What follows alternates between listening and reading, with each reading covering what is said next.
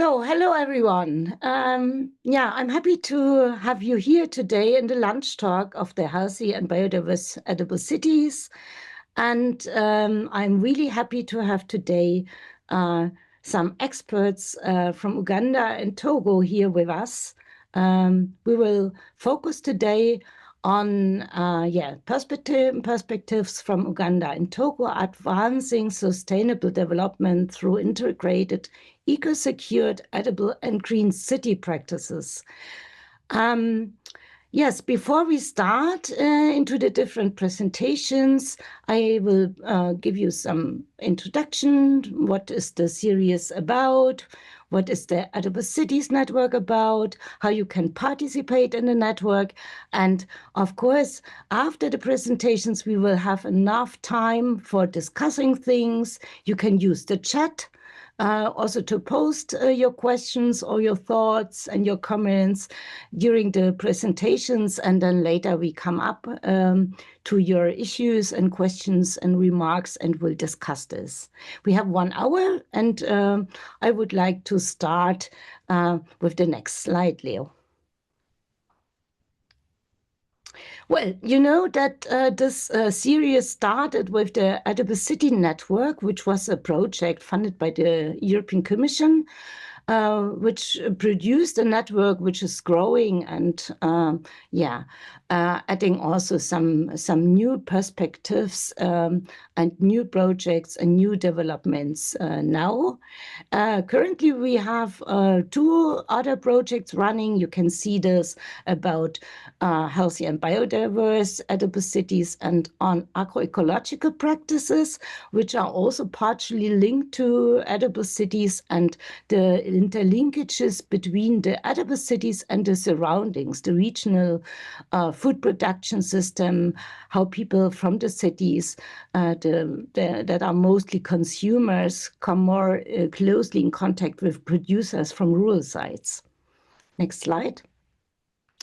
What is our main mission? I would like to remind you, and maybe to those that are new in this lunch talk, we have a mission, let's say, in common, and a co-creation strategy, which is really important for the Edible Cities Network. We see the Edible City solutions as really a key for overcoming the mismatch between the nature-based solutions and the citizens by deepening the social dimension of nature-based solutions. We mainstream successful co-creation practice from the Edible City solutions that are socially inclusive, that invite citizens to co-create the sustainable development of their societies, and also to proactively change the urban environment to their own benefits. And of course, this is hopefully related also with a paradigm shift of their own lifestyle. So we are all learners here in this community. We are a co-created community of knowledge and practice. Next slide. What are edible city solutions? Most of you already know. We see edible city solutions as a wide range of different forms of urban farming, of food production, food distribution, and consumption.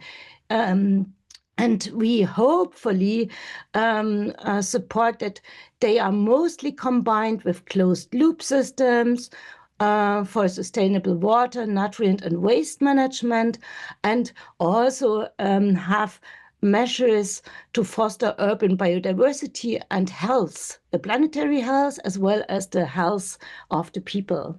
So our system of urban food production uses innovative principles of ecological design, closed material, and energy flows. Next slide. The EdicitNet project was originally gathering together 13 different cities, 34 partners from 4 continents, and we had a funding from the European Commission between 2018 and 2024. And as you see, we still are growing in the network and continuing working in different settings and projects to amplify this network. It was co-created with urban administrations, with small and medium enterprises, with NGOs, with research institutions. We had 6 living labs, produced 8 master plans. There are a lot of resources, tools that you can find on the website www.ediblecitiesnetwork.com. Stephanie will post this in the chat. There is also a MOOC and business consulting teams. All these informations are open for you to use, and we are also happy to share new resources. And if you have things that should be shared in the network, please send this to us, and we will share it via the network. Next slide. Here's the website you can see, and there where you see the red mark. So there are the many resources. You can find a catalog.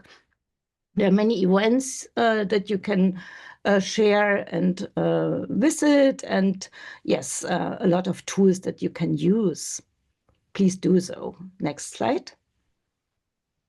Today we are focusing on a continent with a really long tradition of urban agriculture. We will learn about this. Nevertheless, if you look on the what FAO currently communicated, they are increasingly displaced to the edges along access roads. Market gardens are still very important, but we will talk about this later. And yeah, maybe they are also a bit like more a sideline occupation now. And partially, but we can discuss this later with our experts today, some have reflected that urban agriculture might be partially seen as a backward and outdated image of cities. But as you see, there are really important advances regarding strengthening the implementation capacity in spatial planning, the integration of high-tech approaches, ecological design, and circular economy as a potential strategy to make the cities greener. So urban agriculture is again expanding in Africa currently, and we have 2 experts here that will talk about their experiences. They play a vital role in food security, income generation, and providing social and ecological benefits. So in the next slide, we are happy to have our 2 experts here, and I'm happy to present you to Ronald Kaboye. Ronald is a professional environmental and conservation scientist. He holds a Master of Science in Climate Change and Development, and a postgraduate certificate in research and development. He co-founded the Municipal Alliance for Better and Smart Cities in 2018 and established the Human Nature Project Uganda in 2019, as he's the director of this initiative. He implements integrated smart agriculture, forest garden projects in schools and institutions, also nature-based solutions with smart practices and institutions by students. So during the webinar, he will present some lighthouse projects from Uganda, showcasing the local food system, eco-villages, and green building. So Ronald, the floor is now yours, and we are happy to learn from you. Yeah, thank you so much, Samuel, for the powerful introduction, your marvelous first presentation on what EduCities is and what it is after and how we should really proceed. My name is Ronald Kaboye. I'm very happy to be part of this launch talk today. And I am tuning in from Uganda, Kampala. Already quite a lot have been talked about me, maybe you can proceed just to what I need to share with the community, the world, about LU cities and how to advance sustainable development through the integrated, eco-secured, edible, and greener city within Uganda. So my outline presentation will have just those few points, as you can see: introduction, problem statement, principal objectives, projects implemented, results, discussion, and then conclusion. That will mark at the end of my presentation. Next slide.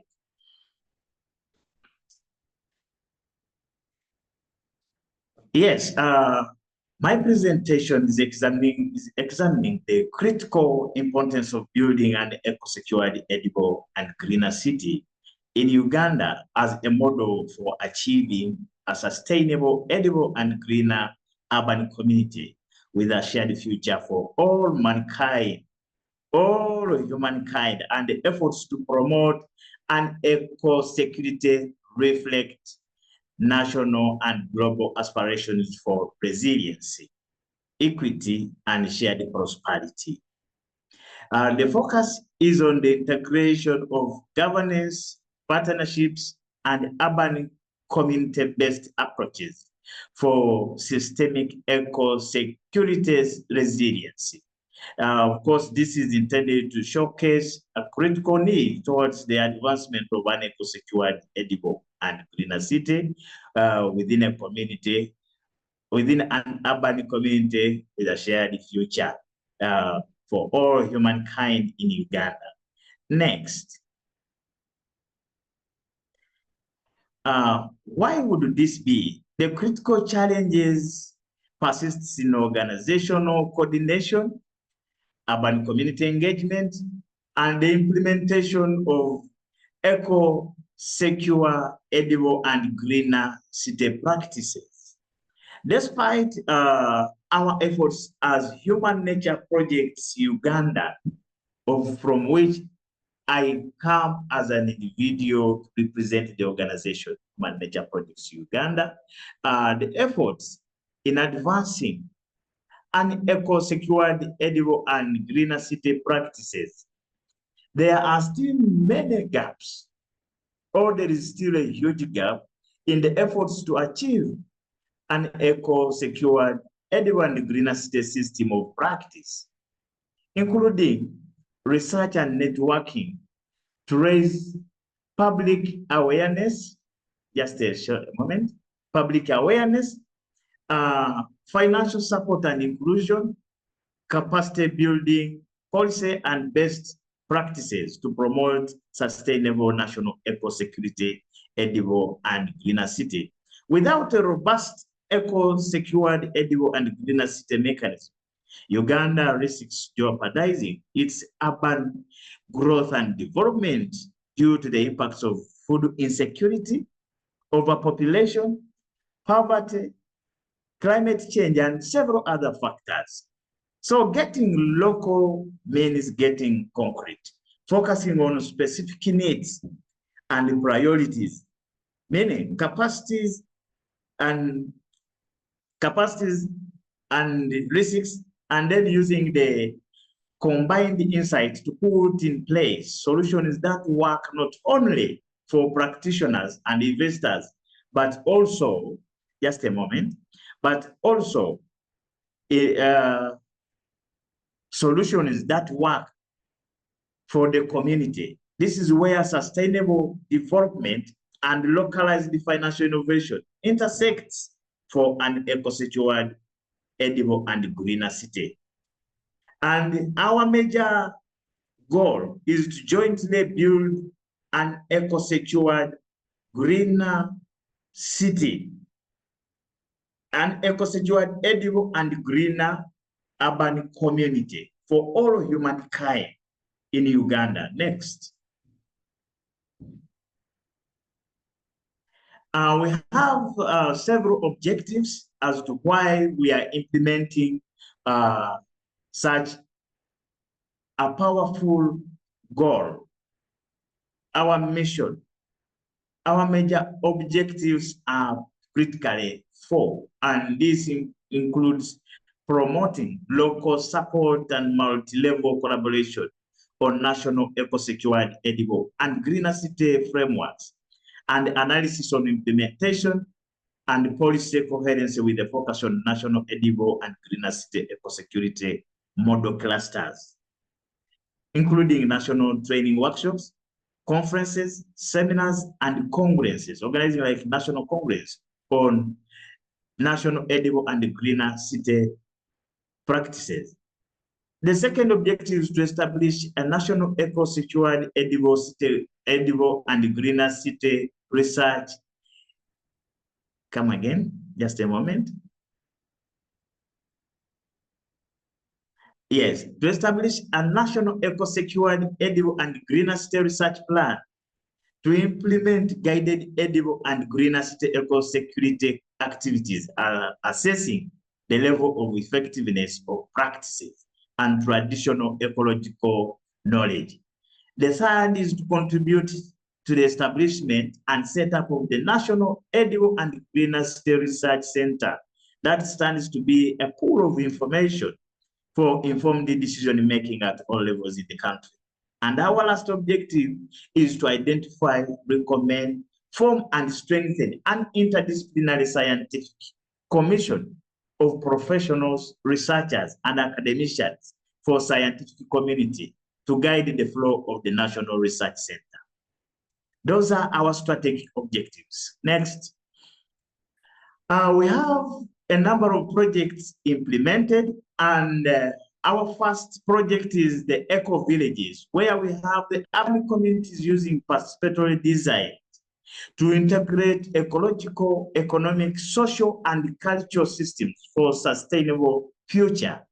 And as you see, there are a number of projects within the pictorial view, as you can see, whereby we are involving the urban community to integrate several economic activities, social activities, and cultural activities into a one system for a sustainable future in the urban setting. Next. The second project is the community engagement. In this, we create environments that foster resilience, health, and well-being by involving institutions, communities institutions and communities in decision-making, implementation, and all processes to all benefit and own up such projects to have a sustainable future for all people in the entire urban setup community. So in this, we have institutions like schools, secondary schools, we have universities, we have technical schools like vocation, polytechnics, and other institutions include the cultural institutions, the religious institutions. They are all inclusive and they all participate. And in this community engagement, we fulfill our target of having all people being part of the projects. Next.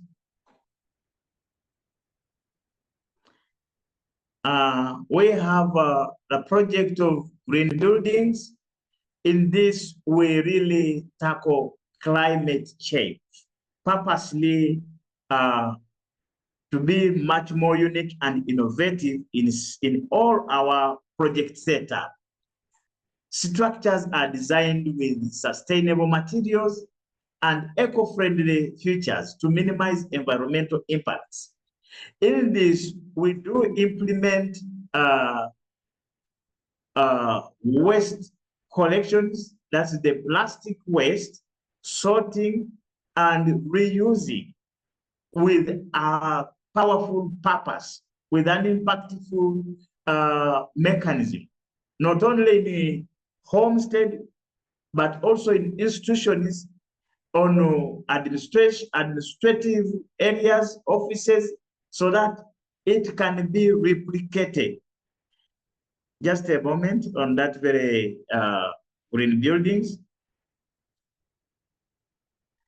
In this also, we do establish nursery beds that produce both food, trees, multipurpose trees, and crop trees.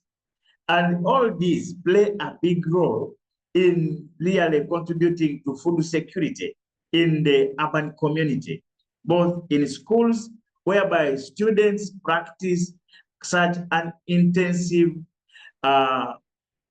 eco practice, in terms of smart agricultural practice using eco-friendly system that we have introduced by not disposing of plastics, by burning or what, but reusing them to be more productive. As you can see inside those pictures, the communities are able to reuse those plastics, and even the schools. So next. Next.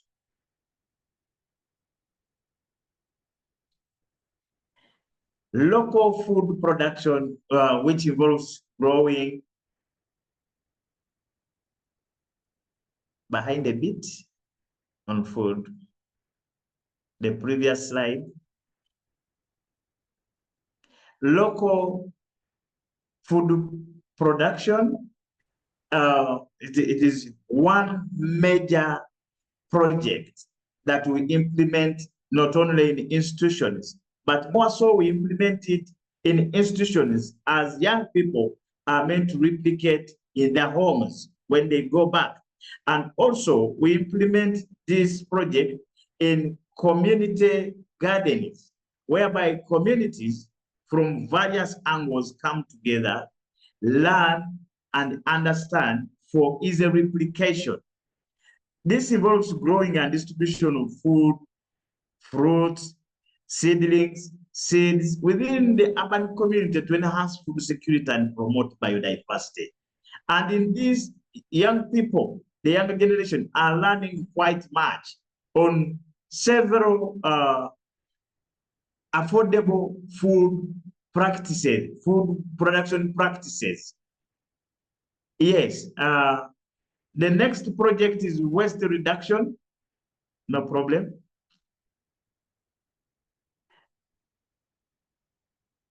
Okay, I was still explaining something small on the food production. Just a moment on food, local food production, whereby the students have really shown too much zeal in making this a success in schools, especially contributing to food security within the school's food production menu. As you see properly, many schools have now learned how to produce their own vegetables to spice up and to beef up their diet within the schools. And in this very local food production project, there are several medicinal food production that we have implemented, and we have really taught these young people on how to produce from nursery management, nursery operation, to the field, to harvesting and preservation. Next.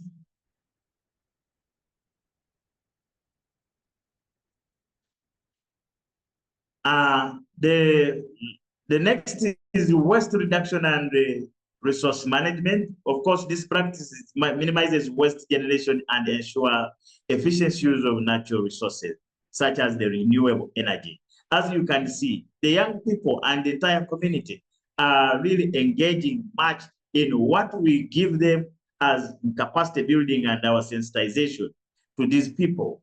Our capacity building, they reuse these plastics, they have basic ways of how to sort wastes, the glasses, the broken ones, the plastics, the disposable ones, then the degradable and the non-degradable. All this is for the good of making our future a better one. And in this case, still, young people are much more innovative, making garbage collection points from out of those plastics and several other products. The previous, you can go to next. No, next.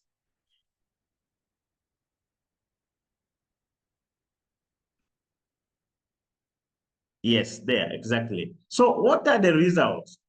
Impacts, adaptation, and vulnerability reveals that human-induced climate change, including more frequent and intense extreme events, has caused widespread adverse impacts, related losses, and damages to nature and people beyond natural climate variability. So climate change has resulted in more frequent and severe droughts, floods, famine, and pollution, particularly affecting urban agricultural production in communities that depend on predictable weather patterns for their livelihoods. So, rising temperatures and unpredictable rainfall have reduced crop yields, exacerbating food insecurity across the urban centers.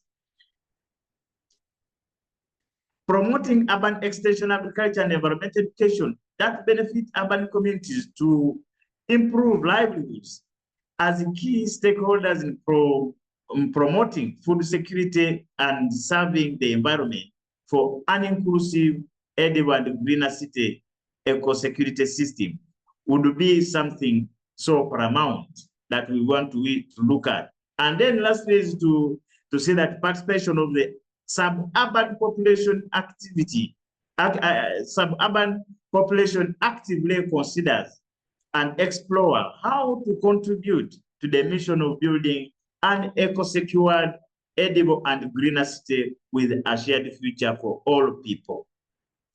Next slide. And so our discussion goes on. The ongoing global ecological crisis has had a significant impact on Uganda, intensifying existing environmental challenges and threatening sustainable development efforts. So climate change has resulted in more frequent and severe droughts, floods, famine, pollution, and several other factors, particularly affecting the agricultural communities that depend on the predictable weather patterns for their livelihood, exacerbating food security and health challenges. So insufficient funding, lack of knowledge and skills, rising temperatures, and unpredictable rainfall, etc., are major factors contributing to low urban agriculture yields, biodiversity loss, education and training, pollution, just a moment, pollution. Those are the major concerns as Uganda's rich ecosystem face population increase, food insecurity, ignorance, infrastructure development, and insufficient and fragmented funding. The eco-security disruption threaten key sectors, including agriculture, tourism, urban and industrial sector of Uganda's economy. An inclusive, integrated, eco-secured, edible city plan would help to achieve an eco-secured, edible city with a shared future for all humankind by ensuring the ecological conditions needed for the long-term survival of the urban population in Uganda through a collaborative, edible city with a significant, just a moment, with a significantly organized national plan within a scientific edible city research center. That would be something so paramount if at all it's given a hand. Next. In conclusion, to realize Uganda's vision of an eco-secured, edible, and greener city community, efforts must focus on strengthening and supporting institutional mandates, enhancing collaboration and partnerships of the edible city community, creating a comprehensive edible and greener city plan, forming a professional edible state commission, and establishing an operational research center as a national scientific edible and greener city in Uganda. Next. And some of the recommendations that we wish includes reaching a consensus on one target, an eco-secured, edible, and greener city system for all people in the country, Uganda. Unifying objectives or uniting all the objectives that we looked at. Seek to mobilize collective efforts from all stakeholders across the globe, working together to ensure an eco-secured, edible, and greener city condition is necessary for humanity's long-term survival should be evident.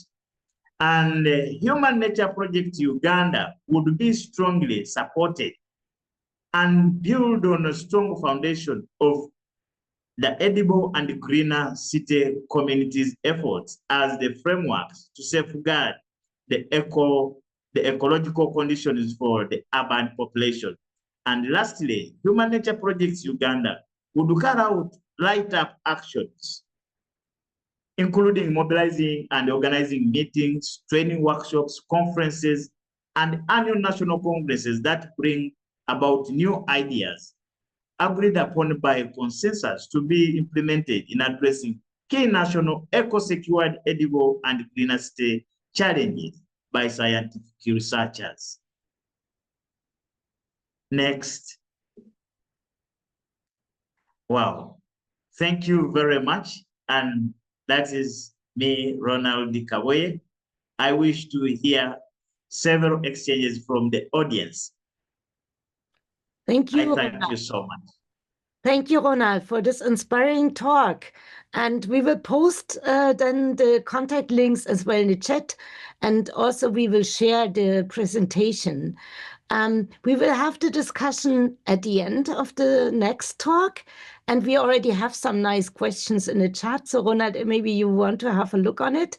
But before we will discuss these questions, I'm happy to present our next speaker. I'm happy to have Komla Avono with us. Komla is a Fulbright scholar and professor of American Studies at the University of Lomé in Togo. So we go to Western Africa. He works, he tries to bridge literature, environmental education, and sustainable development. And we are really happy to have Komla today here because he is currently in Belém in Brazil attending the UN Climate Change Conference. It's very early there in Brazil, and I'm sure that Komla has a lot of nice events currently, and therefore we are really appreciate a lot that you are here and you are share your insights from Lomé. Well, so he's interested in the interplay of humanities, climate action, and African development. And he is continuously encouraging and promoting interdisciplinary approaches for sustainable futures in West African Francophone universities. And we are really happy to have you here and to get some insights from concrete greening and environmental education initiatives in Lomé. Dear Komla, the floor is yours. Thank you very much. It's another great pleasure to have you today, and also personal honor for me to take part in the launch talk of Edible Cities Network. You guys are doing a great job, and I want to congratulate you, and also my gratitude to Stephanie for making this opportunity possible today. Actually, Ina said it already. I am in Belém, Brazil, and I already met a lot of friends. Last Sunday, I met friends from Uganda, so I want to tell Ronald that I met people from your country. We took a walk along the Amazon River, and we had great time. So I know you guys are doing a great job over there in Uganda, and that is an extension of what our colleagues from Germany are doing. And we wish to co-create and do more for human nature, as you said, in the future. So next, a DCNet project in Togo is more expanded than what I'm going to say today, because I'm going to focus only on the campus of University of Lomé. University of Lomé is a very, very wide space of 211 hectares. So there's room for implementing edible city project on campus. So this is one part of it I want to talk about today. And I want to go to the beginning in 2018 when we joined this program, and I worked as a focal point of the university, and I collaborated through study visits in Germany, Berlin, and Andernach, places that I miss again today. But on campus, we had a combination of environmental awareness, student engagement, and also urban food resilience. So when we started this project, we got this motto of planting trees, planting hope. Next slide, because as we do this, we are coming with the vision of making the campus greener, healthier, and more self-sustaining. With a dual mission. The first one is to improve campus ecology and microclimate, because the campus is at the center of the city. So we think that many people living in the city of Lomé don't really know about urban agriculture. So we want to make a campus a place for them to experience this. And another mission is to provide organic fruit for the university community. You know, today, with the advancement of technology, not every fruit is organic, and it is causing health problems to people. So we want to make a place on campus for people to experience organic fruits, and all the university community profits from that. Next, please. On campus, we have a very dynamic student association that we call Biodiverse. Biodiverse is a group of volunteer students engaged for environment and sanitation. They work a lot regardless of little means that they have. So we associated them with this project. And that association was founded and led by students themselves. So we don't have influence from administration. Students are free, they are engaged. I based on my personal training at Michigan State University about community engagement. So I discussed with them. They adhere fully to this project, and they had activities of planting trees, of maintaining them, and to run awareness campaigns on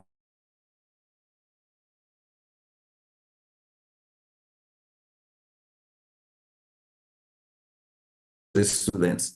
So they don't see it as something imposed on them, but they see themselves engaging with what they're doing, actually being their own leaders. Next, please. So what we planted in the context of this project, we had spaces, but when we put them together, that we make a total of 4 hectares of fruit trees on campus, including orange trees, mango trees, grapefruit, avocado, and sapodilla. And I would like to mention here that we got the chief of staff of the Ministry of Higher Education, who was very happy with this project. And she joined the student and planted 2 sapodilla trees. So she comes regularly on campus to see how the sapodilla tree is growing. And I want to ensure you that some trees have already started bearing fruit. I didn't put the pictures on the presentation, but at the end, I will slide through some pictures that you will see that some trees have already started bearing fruit. Next slide, please.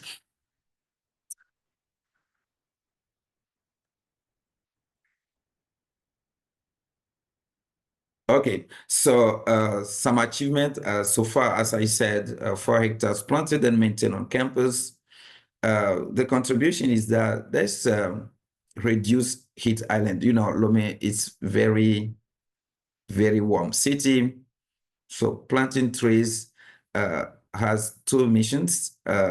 It contributes to reducing heat island, but at the same time, it provides organic food for students and for staff. And this also contributed to fostering environmental awareness. People have grown more aware of climate change today. And one idea that I want to highlight here is that people have come through the awareness campaign, people have come to realize that climate change is not anything that came from another planet to the earth. Is we human beings, we are responsible for that. So each human being responsible for that, and if is aware, will change our behaviors, because time is not for talking now, but time is for action, individual action, so that we can save our planet. Next slide, please. So we had challenges, and we also learned some lessons from this time of implementation of the project. Challenges is that we have limited resources for expansion on campus. We want to expand the project to the whole campus and beyond, to go to the city. Another challenge is that urban community projects are less successful so far. So we learned lessons from this, that student engagement, student enthusiasm is key to the success of this project, and maintenance ensures sustainability. And also we could draw the lesson that communication attracts new partners. So we believe that communicating around this project will attract more partners from government, from local authorities, from other partners. Next, please. So our future outlook, our perspective is to extend the greening along. We have a 11-kilometer road network on campus. So we want to plant those fruit trees along those roads on campus. And we also plan to strengthen composting and irrigation systems on campus, and also seek partnerships to expand across the city of Lomé. So I want to share this quotation of you, which is our dream. Our dream is a campus that feeds both body and spirit. Next slide, please. Impact in a few words. We learn it from this. The impact is from awareness to action. As I said, we're not going to conduct only awareness campaign, but we have to take action. Another impact is from empty spaces to fruitful gardens. I want to do that. And finally, from students to change makers. So students don't see themselves only as students, but as change makers. Next slide, please. So I want to express great gratitude to EDCITNet, Edible Cities Network, Humboldt University, and all your partners. And also, again, I want to express my gratitude to Ms. Ina Zoimel. I discovered later she's a Brain City ambassador, and she deserved that fully. And I wish her courage in the future to continue doing this. So Brain City ambassador can also become Brain Planet Earth ambassador in the future. I hope to see that. And also my gratitude to the Biodiverse Association of Students for their dedication. So I want to say this is a collective effort, and our fruits are proof of hope. Next slide. I'm going to go through that very quickly. This is the beginning of the project in 2019, actually, when students planted the trees and watering them. Next slide. Followed by, next slide, please. Yeah, so this is the space. This is the beginning of the trees. They grew very quickly. Next is another space. Next slide is another space when you can see some fruit trees. Next slide, please. Yeah, closer, growing. After 2 years, you can see a papaya tree and some orange trees. Next is a lemon tree, and it started growing fruit already. I told you. Last month, students collected this fruit that they presented to the dean of the faculty, who was very happy and congratulated them. Next slide. Next slide is a space where we planted mango trees. Yeah, this space when they planted mango trees along other trees that are not fruit trees. So that the tree you can see in as a close-up is not a fruit tree, so it's not part of our project. So this is a space where we have banana trees. Next, the photos of some students of the Biodiverse group I talked to you about. Next should be the last. Yeah. So these are the students. They are engaged. They work to maintain the field, to make it clear. The next slide. So I wish to end this by thanking you for your attention. Thank you, Komla, for this inspiring and nice talk, and with this nice poetic words. Thank you. We have already several questions in the chat, and I would like to start with one question which is directed to both of you. There was a question from Yifat in the chat. She or he, I'm not sure, were asking first during the talk of Ronald, so maybe Ronald could reply first, how you are involving new communities in your work. And then for Komla to reflect on this as well, you mentioned in one of your slides that it's, let's say, difficult, or it was less successful to involve the urban community in the projects compared to your students.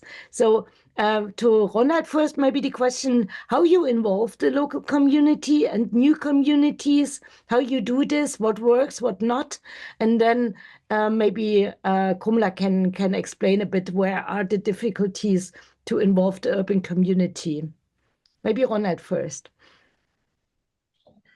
Thank you so much, Sumit, and my brother from Togo. That's a beautiful question. How to involve the new communities or to onboard the community, the new communities. It is quite challenging, though it happens, but slow by slow until we catch up. In the first space, we bring on board local leaders, the local administrative leaders of the government, the youth leaders, the cultural leaders, the religious leaders, and we have meetings with them on how we intend to move on step by step. So they are much first aware about the projects before any other person gets to know anything. These local leaders help us much more in mobilizing the communities locally. before we onboard the entire community. It takes resources, of course, and time. It is not as easy as it would be while the resources are readily available. But we always try to find possible ways with the local leaders on possible avenues, how we could have success on the projects that we have proposed, and how best the projects could be implemented. And they are so much contributive before even the entire community on board. And so this gives a good chance for the local people, the local urban people who believe in their leaders, both political, religious, and other leaders, cultural leaders, because they believe in their leaders. So the word from their leaders is always key. And so when we come on board as human nature, we don't come as we come in the spirit of humanity of all people, and we engage people with such an inclusive mechanism. And that is how I can readily answer the question. Thank you. Thank you, Sami. Thank you. Really inspiring. Komla, what was the problem for engaging the urban community? Do you have some thoughts about this and how to overcome this? Okay, thank you. You know, challenges are everywhere, but there needs someone to step in and get people organized. So I think is getting people organized that is the problem. You know, on campus, when you have students this year, next year, some of them we have their degree and we leave campus. But the campus is one place, so you can have them. You can have future students that join the program, and it's easier. But now, so far as I know about the city is, you know, Togo is a little of going from Lomé as one municipality to 13 municipalities today. So who gets organized, who has become very difficult. Mayors arrived with their agendas, so convincing them to buy to this project was a little difficult.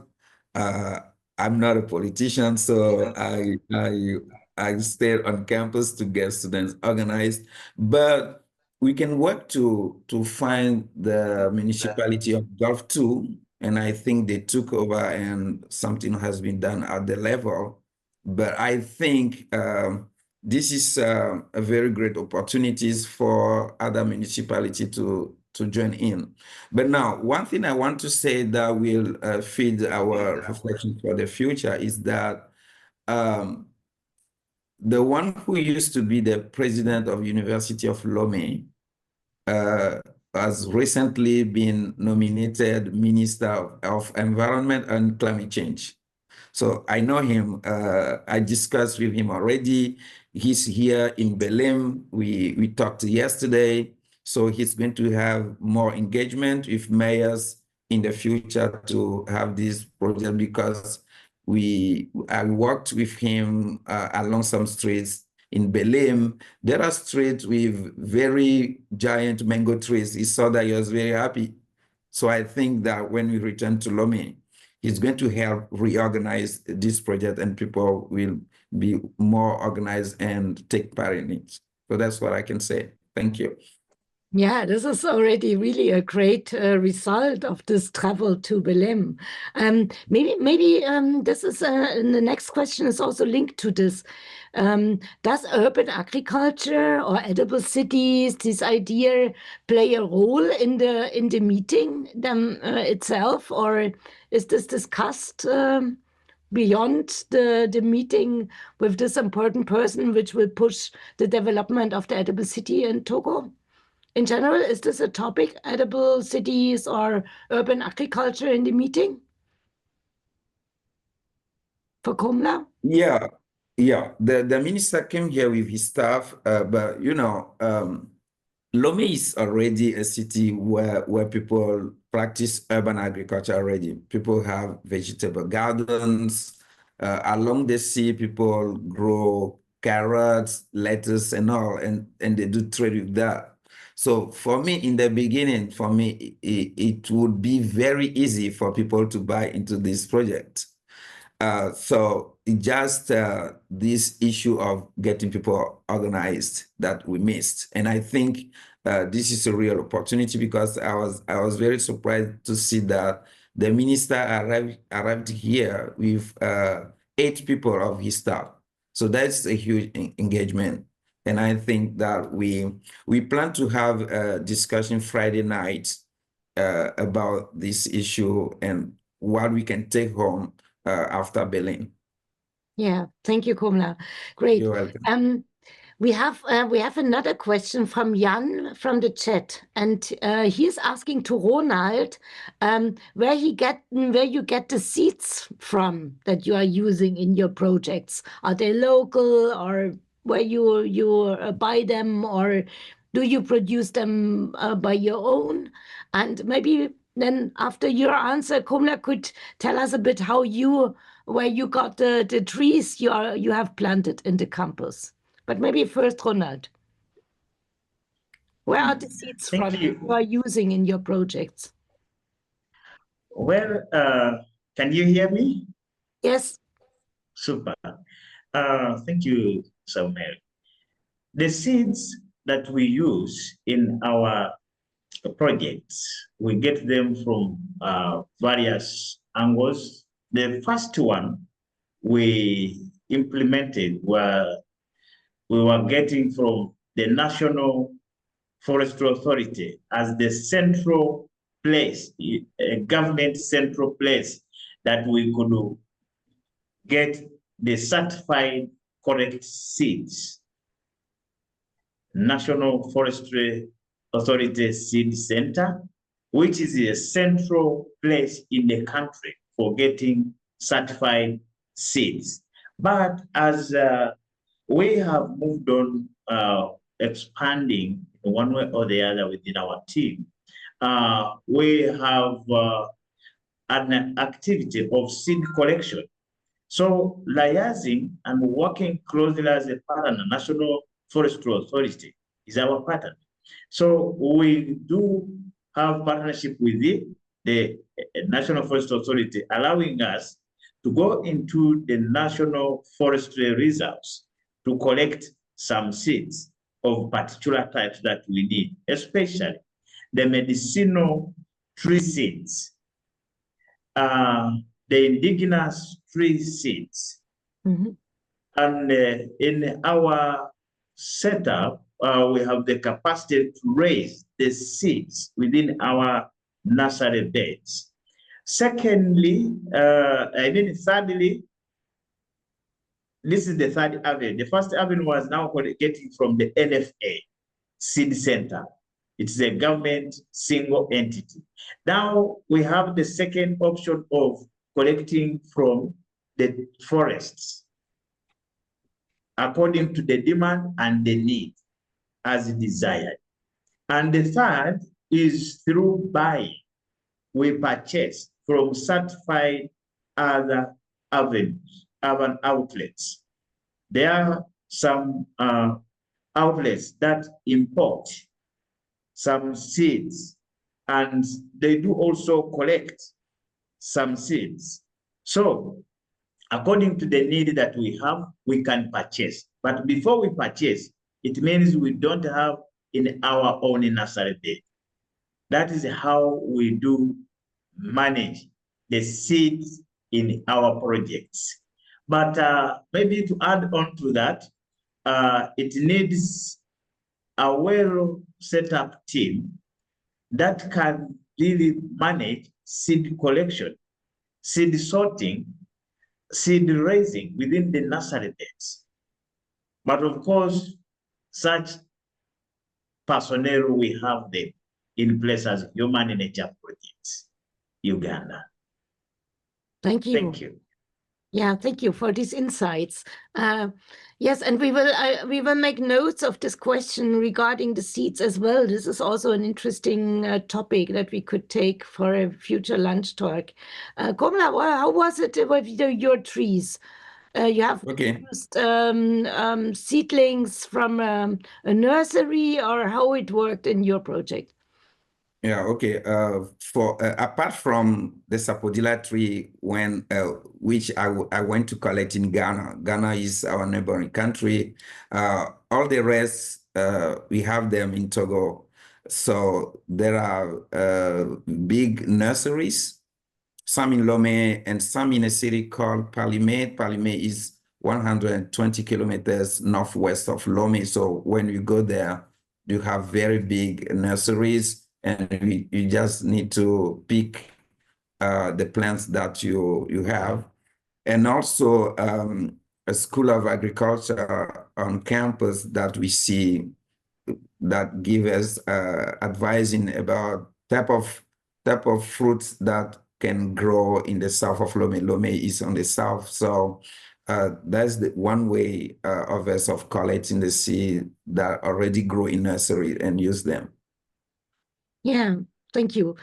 Okay, so we are with the time is running. Our hour is already over, and I know that Komla has to go to next meetings in Belém. He maybe to have a coffee or some breakfast. And thank you also, Ronald, for this inspiring talk. Thank you both. I see there's many interesting topics that we could take again on the agenda in next lunch talks. We will be in touch, and we will get more insights from Africa, from other cities, from Lomé, but also from Uganda in next lunch talks. We will talk about this. And what I would like to share with you now is the next lunch talk we will have on 16th of December. You know, there in the north we have these holidays. So we will link a bit agroecological questions with the season, and we will share local knowledge and Christmas traditions across European landscapes with you, and how they are related with agroecological practices. You will get insights from edible cities and their surroundings, and also edible landscapes. And we have on board people from the University of Cyprus, from Berlin, of course, from Hungary, from the University of Pest, and from South Tyrol, from the Alps, from Italy, and from Ireland. So you are we are happy to see you again there. Thank you all for attending this lunch talk, and yeah, I'm really sure that we will learn more from Africa next lunch talks. So thank you all. We will share the presentations, we will share the recordings on our website and also in our YouTube channel. Maybe Stephanie will post it. And if you want to be in loop with us with the newsletter, Stephanie already shared the email. Please email us, and then we can involve you in our newsletter. And please visit our website. There you will also find the presentations and then the link for this lunch talk, for the recording in YouTube. Thank you all. See you in December. I wish you a pleasant time, a nice time in Uganda. Thank you for your presentation. And Komla, nice meetings in Belém, and greetings to Brazil as well. And have a nice day.